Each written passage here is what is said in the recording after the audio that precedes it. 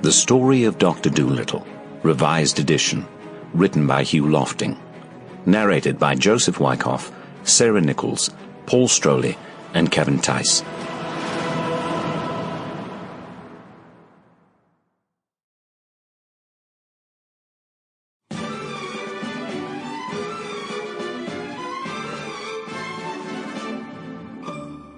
The first chapter. Puddleby. Once upon a time, many years ago, when our grandfathers were little children, there was a doctor, and his name was Dolittle. John Dolittle, M.D. M.D. means that he was a proper doctor and knew a whole lot. He lived in a little town called Puddleby on the Marsh. All the folks, young and old, knew him well by sight, and whenever he walked down the street in his high hat, everyone would say, "There goes the doctor, he's a clever man."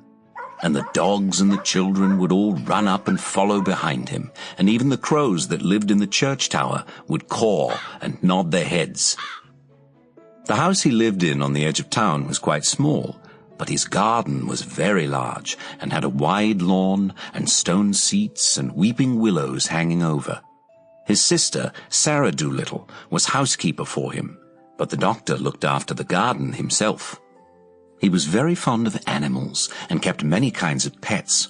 Besides the goldfish in the pond at the bottom of the garden, he had rabbits in the pantry, white mice in his piano, a squirrel in the linen closet, and a hedgehog in the cellar. He had a cow with a calf, too, and an old lame horse, 25 years of age, and chickens and pigeons and 2 lambs and many other animals.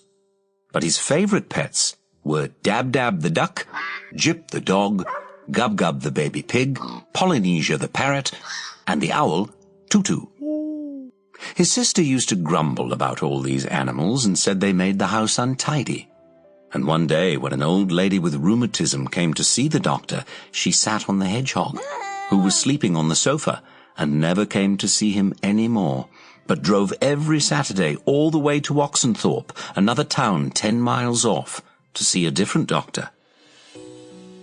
Then his sister, Sara Dolittle, came to him and said, "John, how can you expect sick people to come and see you when you keep all these animals in the house? It's a fine doctor would have his parlour full of hedgehogs and mice. That's the 4th personage these animals have driven away. Squire Jenkins and the parson say they wouldn't come near your house again, no matter how sick they are. We are getting poorer every day. If you go on like this, none of the best people will have you for a doctor." "But I like animals better than the best people," said the doctor. "You are ridiculous," said his sister, and walked out of the room. So as time went on, the doctor got more and more animals, and the people who came to see him got less and less, till at last he had no one left, except the cat's meat man, who didn't mind any kind of animals. But the cat's meat man wasn't very rich, and he only got sick once a year, at Christmas time, when he used to give the doctor 6pence for a bottle of medicine. 6pence a year wasn't enough to live on, even in those days long ago. And if the doctor hadn't had some money saved up in his money box, no one knows what would have happened. And he kept on getting still more pets. And of course it cost a lot to feed them, and the money he had saved up grew littler and littler. Then he sold his piano and let the mice live in a bureau drawer. But the money he got from that began to go, so he sold the brown suit he wore on Sundays and went on becoming poorer and poorer. And now, when he walked down the street in his high hat, people would say to one another, "There goes John Dolittle, M.D. There was a time when he was the best-known doctor in the West Country. Look at him now. He hasn't any money, and his stockings are full of holes." But the dogs and the cats and the children still ran up and followed him through the town, the same as they had done when he was rich.